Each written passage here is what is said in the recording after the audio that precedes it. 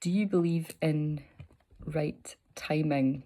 It's something that I've been thinking about recently because there are certain projects and things that I've been working on for quite some time, and perhaps they have not been moving or shifting at a rate of change that I would like in terms of, okay, there's the end goal or the place that I'm trying to get to. Here are all the moving parts and components that are needing development and support, but something not quite clicking into place.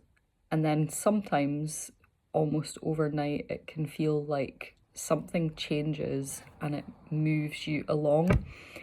So it's got me back to this analogy of having a bowl of ingredients and trying to remember what order and what sequence you put things in, and perhaps it's a recipe that wasn't written down, but you're really trying to kind of recreate the process so that you can arrive at this place of everything kind of coming together, perhaps a chemical reaction happening in such a way that when you put it all into the oven, it comes out in the way that you intended or hoped.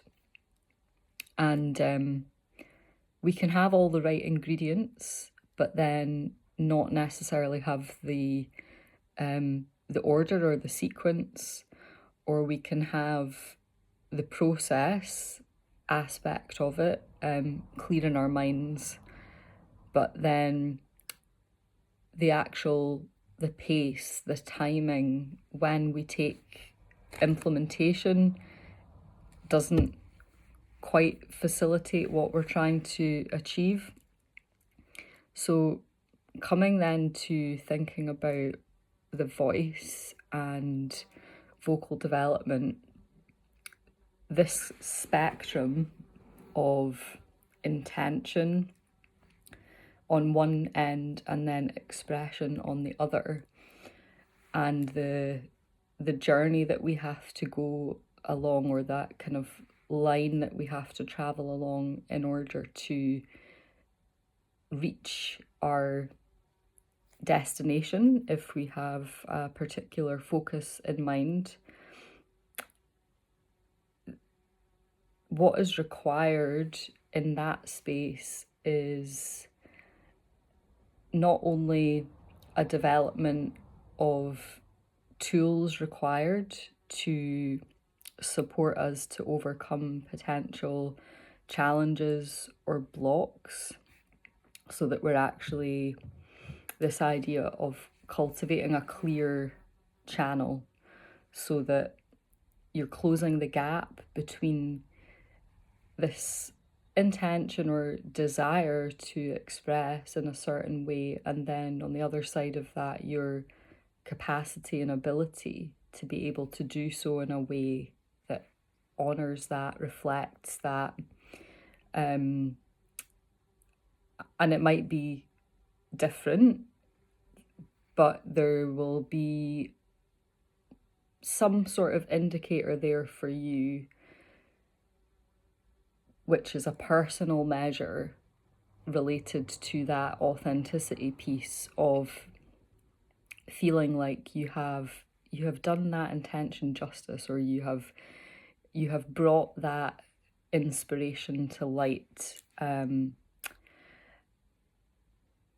then I've always spoken about this in relation to developing tools and a skill set and using those in our kind of training and practice. And then in business land, in business development land, because I've been working with some new processes and working with some different templates, if you like, and approaches to working on a project and actually following through with steps that someone else has presented. So I've been kind of cycling in this like journey analogy in a different way. And what has landed for me, I think, is the action taking piece. And I feel like that is really helpful to try and translate this to the vocal development space and use that actual descriptor word and doing word to convey, yes, that is a key ingredient. So intention, action, expression.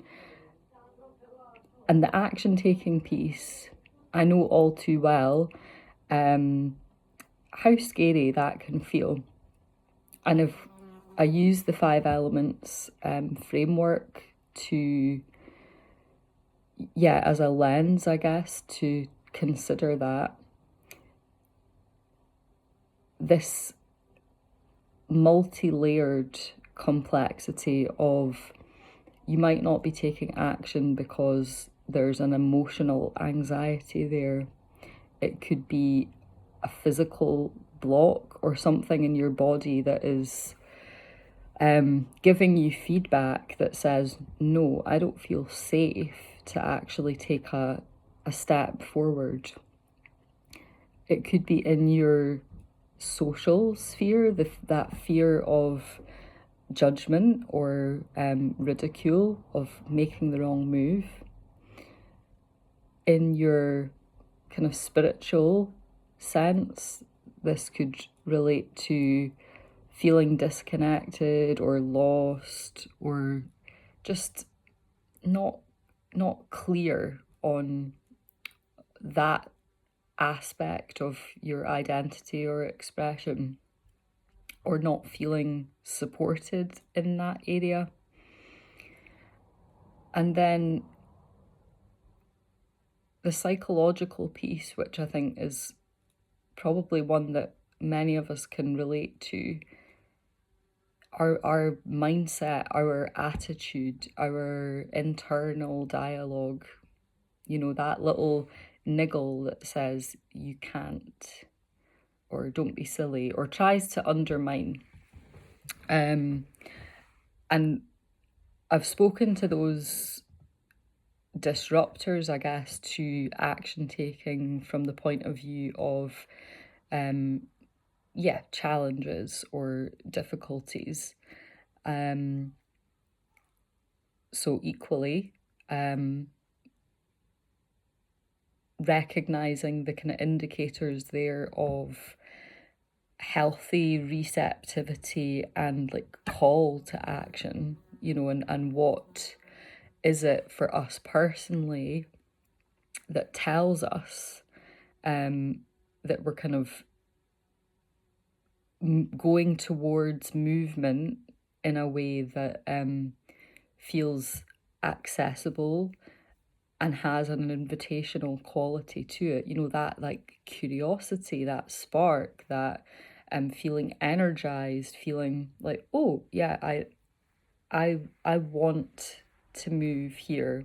And there might also be a little fear or anxiety, trepidation that comes with that as well if you're moving into new territory, of course. But I think giving ourselves kind of containers to work in where we can actually really come into that like reflection and assessment of the quality of our responses to where we're actually trying to get to and how that feels, but then using this additional tool or frame of reference to then try and identify like what area of my experience is currently most impacted here. Intention, action, expression. So I'm going to continue musing on that for the rest of the day.